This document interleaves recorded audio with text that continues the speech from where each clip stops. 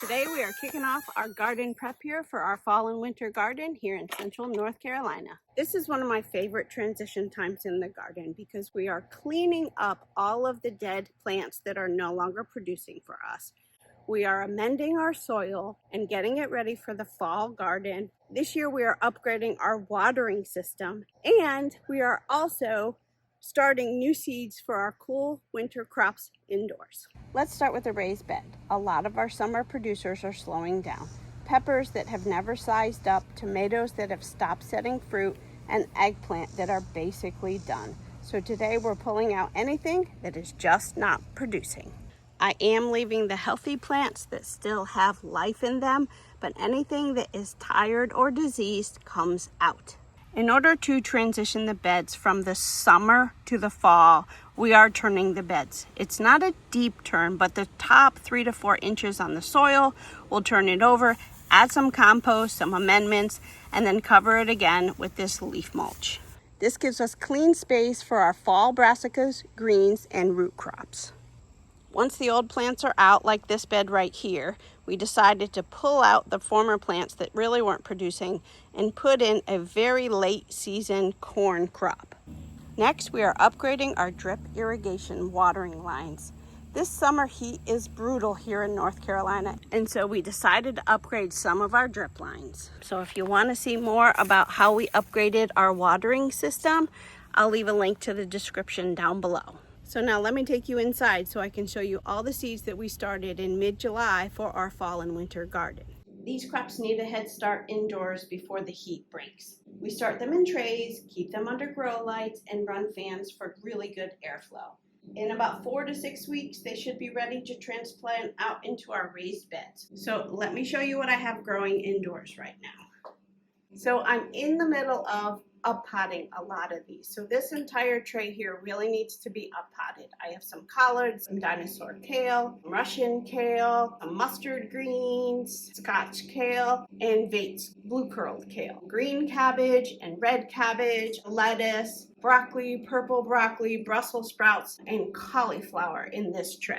Down here are some of my root vegetables. It might have been too late for me to transplant these out. I had good intentions, but they seem to have gotten ahead of me.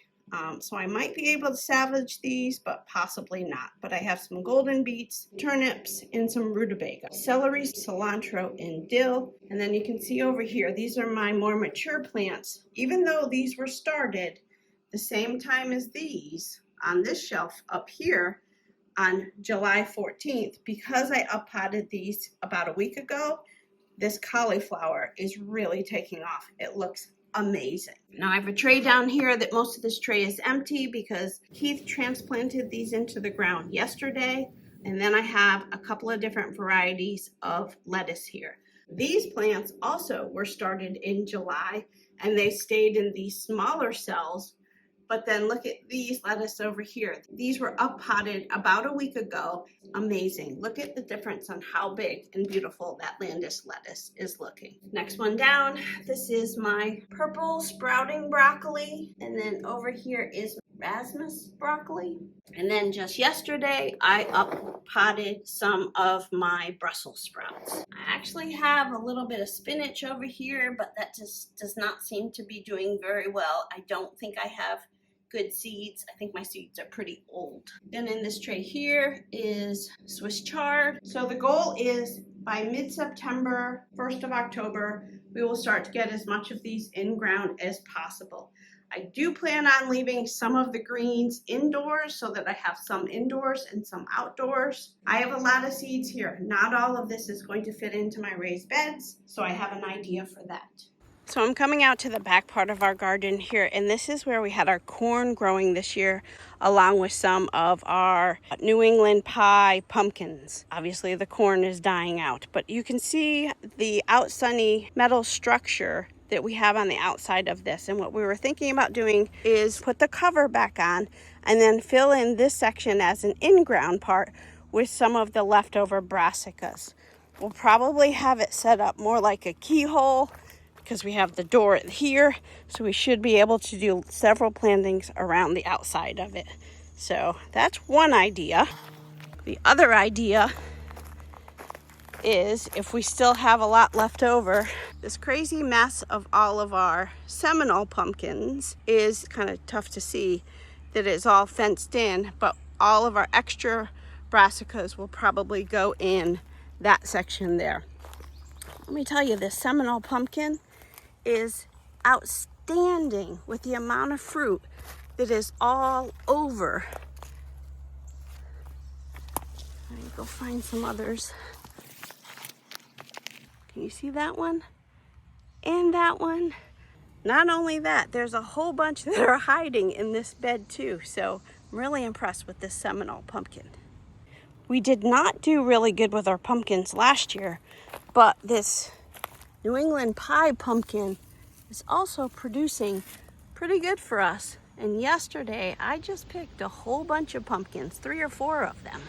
While I'm out here looking at these guys, I gotta show you because some of these figs are really starting to ripen up, and we have been harvesting them. This one right here is our Cadota. And right next to that one is our Violet de Bordeaux. Oh my gosh, we have been harvesting these and they are so delicious. Let me show you some of the stuff that we have harvested this week. We do pull our tomatoes early because the squirrels have been getting into a lot of the tomatoes. So we like to pull them early, then let them ripen inside. We have gone ahead and harvested some of our winter squash, but we have one of our plants outside, the Rampicante Zucchino, that is actually doing really well out in the garden. So we should be able to get a lot more squashes. Got a little bit of some ground cherries drying and what's left of our potatoes. Keith did go ahead and start a whole new batch of potatoes. We actually still have several onions left over from our spring harvest, a little bit of garlic, and then in this section here is our Louisiana shallots. Those will also be going into our fall and winter garden. So that is what we are doing in our backyard garden here for our fall and winter update. Let us know down below in the comments if you are starting a fall and winter garden. And if you are, where are you and what are you growing in your backyard garden? Thanks so much for watching, guys. We'll catch you on the next video.